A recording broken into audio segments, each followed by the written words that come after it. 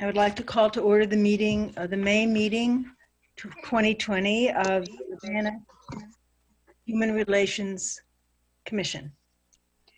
Can we have a roll call, please? Francis Rigberg, Here. Carol Bradford, Stacy Burnett, Lolita Dumas, Daniel Larson, Lisa Mosley, Here. Peter Resnick, Here.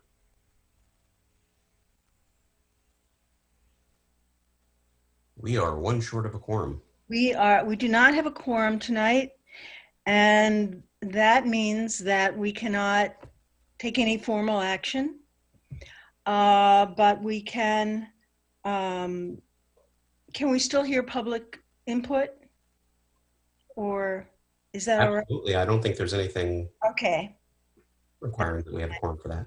We have our agenda, and which will follow, and the minutes will need to be approved at the following meeting, or the next time we have a quorum, as I understand it. The meeting for the minutes for March 11th, which was the last time we met. Now we have public participation. Would anybody like to give input to the commission? Okay. Yes. Yeah. Oh, is there a yes? Yeah.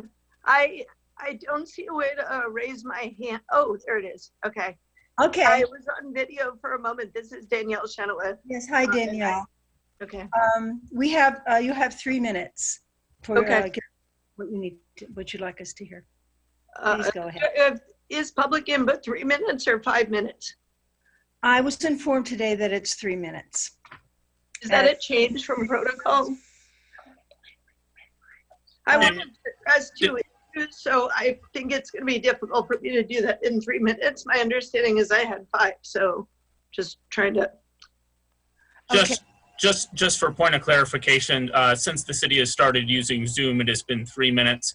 I will note that the council has been pretty lax on their 3 minutes, so if people do happen to go over a minute or two, as long as they're staying on course, I don't anticipate the Human Relations Commission having any objection to that.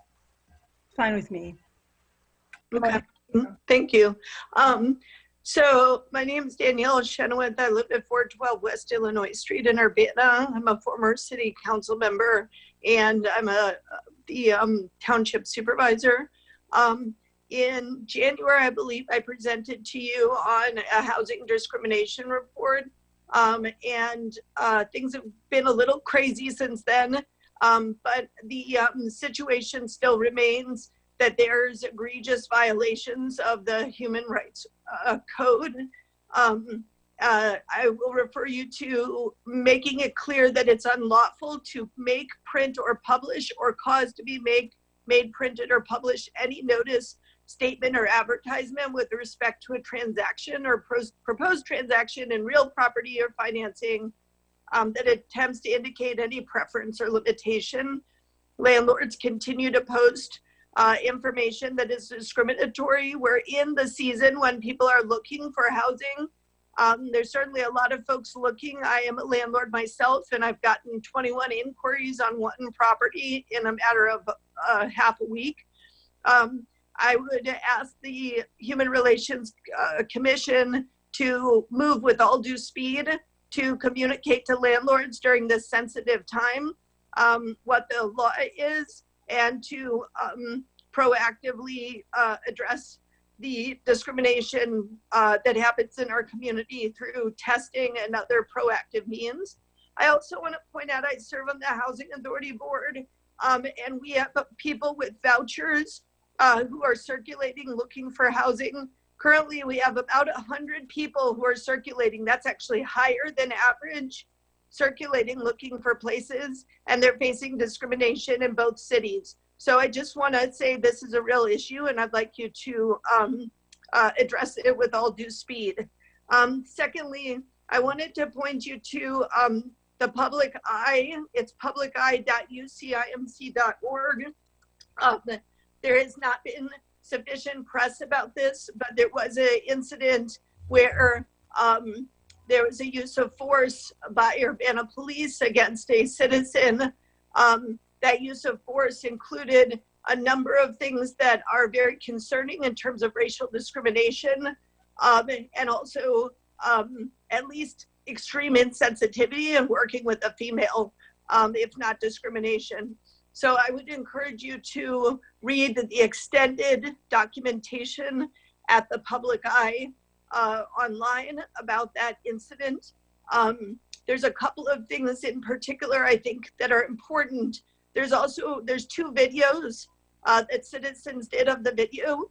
And in the second video, it's very clear that the police are interacting with that videographer in a different way, and it's because she has light skin. So the second thing to watch very closely is that when the woman, after she's been tackled to the ground and punched, she calls the police racist, and that is when, right after that, they knee her in the side, injuring her ribs.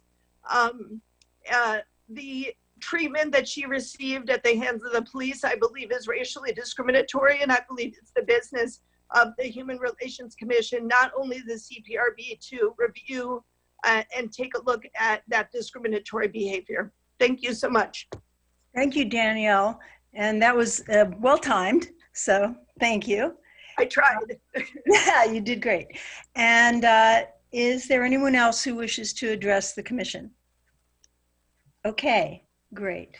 It looks like Christopher just raised his hand. Christopher, okay. Christopher, you have 3 minutes. Please go ahead. Hi, can you hear me okay? Yes. Hi, my name is Christopher Hansen. I live in Urbana. I've emailed the HRC once or twice.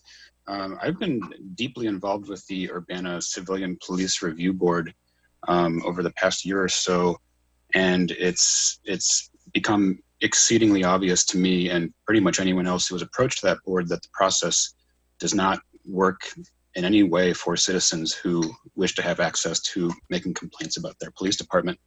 And I've attempted to communicate a number of issues to that board over the past year by appearing at their meetings, writing them numerous emails, sending them evidence and documents. And I find the board to be entirely broken. So I'm coming to you, and I know you're not, completely tied to the CPRB, but it is something that the Human Relations Officer is tied very closely to. And I think the Human Relations Commission needs to look into this, because it is your job to make sure that citizens have equal and fair access to their government. And I don't know who else to go to. A lot of the failures are within city staff. They're not accepting police complaints. They're denying them, right at the door, quite literally. Vasilia Clark is doing a horrendous job. She's not accepting police complaints, and someone needs to do something about this. So I'm coming to you, and I'm asking you to look into this and give some comment on it and make suggestions to the Urbana City Council. Thank you. Thank you, Christopher. Okay. There we go. All right. Moving on to our unfinished business. I simply wanted, this is in a follow-up. I'm sorry, Chair. One more time, Sarah Nixon now has her hand raised for public input. Okay, can't see it, so. Oh, there it is. I'm so sorry. I'm new to this. Sarah. Wait. And I'm a resident of Urbana in Champaign County. I'm also new to this, so I'll keep it short. But I joined the chorus of voices asking that the Urbana Human Relations Commission look into the Alea Lewis case. It seems to me that we have a case of a very clear violation, an egregious violation of human rights on the basis not only of race, but sex as well. And I think that we need to understand that victims in crises and in situations such as Ms. Lewis finds herself in may not necessarily be in a position to file a complaint on their own behalf. And I would like to suggest that we or that you consider potentially expanding resources and supports available to people who have a legitimate complaint situation and who might need some extra support. So that's my comment. Thank you. Thank you very much, Sarah. Okay. There we go. Is there anyone else who would like to speak? Thank you. Thank you all. And now we will move on to unfinished business, partly in response to Danielle's initial presentation to the commission, but also because we're forming our own agenda for the coming year. I'd like to talk just a little bit. We can't make any decisions, but I'd just like to put forward something in the area of publicity campaign in the areas of housing and unemployment, which are, from our previous discussion, are areas that we're very interested in, reaching out to both people who might find themselves violating the ordinance and people who might be victims of such actions. And I'd just like to present as an idea something that I did a few years back for the Rape Crisis Center when I was development chair. And the reason I showed this is because I think it might, this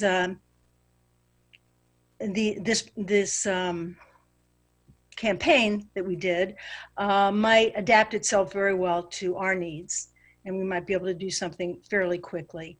I'm going to share with you, this was a campaign that involved billboards and posters on and inside of buses. Okay, the billboards, I'm going to do this. Can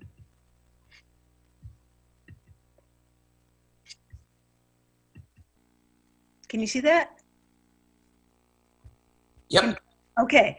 Okay. This was a series of billboards that were in different cities like Urbana, Champaign, etc., that were in the purview of RACES, the Rape Crisis organization. And each one, it would say the name of the city and imagine name of that city without rape. And it gave all the information about how to contact us. And that was just a way of publicizing the organization.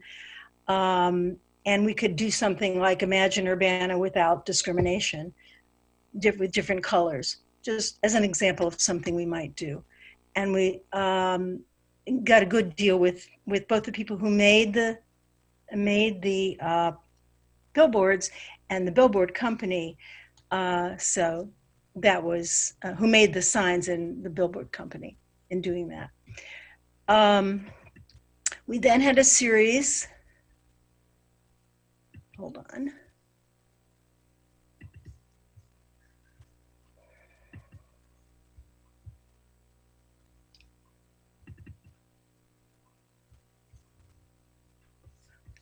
Excuse me, I'm sorry, people.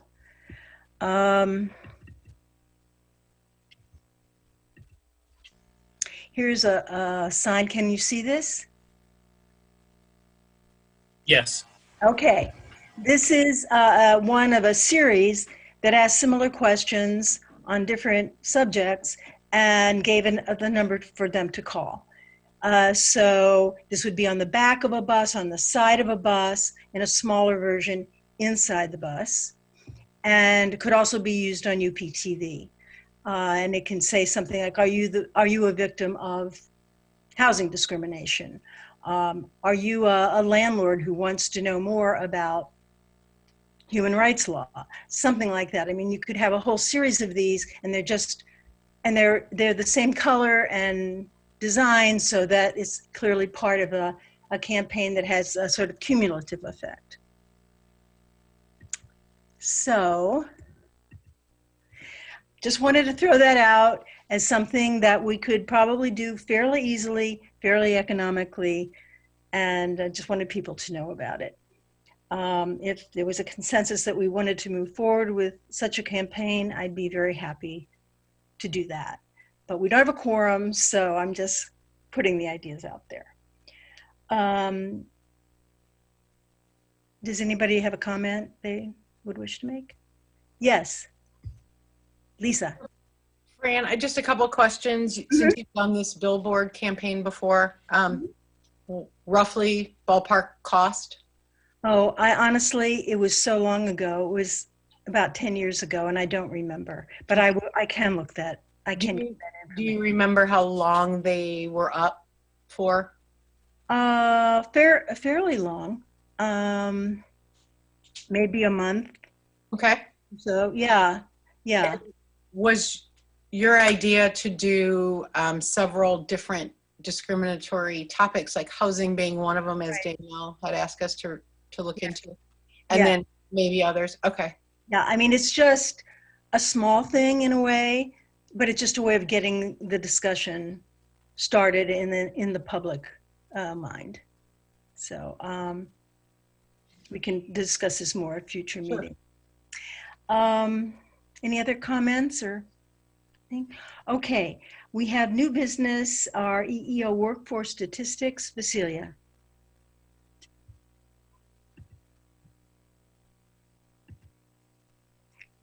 Cecilia? Yes. Okay, here we go. I don't know how much you guys can actually do with the request for approvals tonight because you don't have a quorum. So I think we have 6 companies. I think we should just basically hold them until our June meeting. Okay, that's fine. Are there Well- any?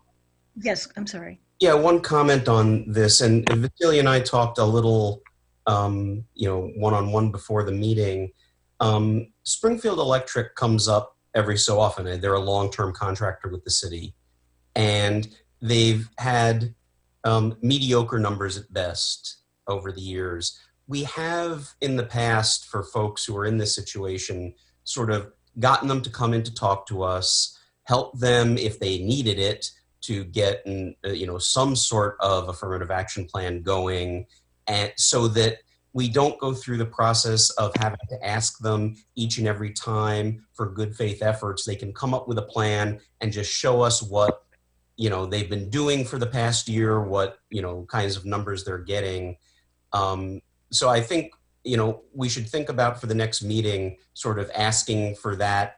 I think Deuce Construction is the other one this month that is one of those repeat customers, although Deuce is one of those that uses union labor, and we've been talking for years about how to figure out how to address that. So I think that's a bigger thing to bite off. But I think for at least Springfield and maybe others as we come across them, it would be nice to just get some paperwork. And I think it's better for them and better for us. We can see what they're doing, and there's a written plan, and they can tell us what their progress is each time. I think that's Well, it makes sense to me, Peter. Are you kind of directing me to start getting some type of letter together that would go out to them? Well, since we have no quorum, we can't tell what the entire commission would decide to do, but I would suggest that maybe you might start hearing a consensus develop that kind of thing would be useful. So if you got started ahead of the commission looking into that, it probably wouldn't hurt. Absolutely. No problem. Sounds great. Okay. Hopefully we'll have a quorum next time. And are there any announcements that anyone would like to make? Okay. I guess our meeting is adjourned.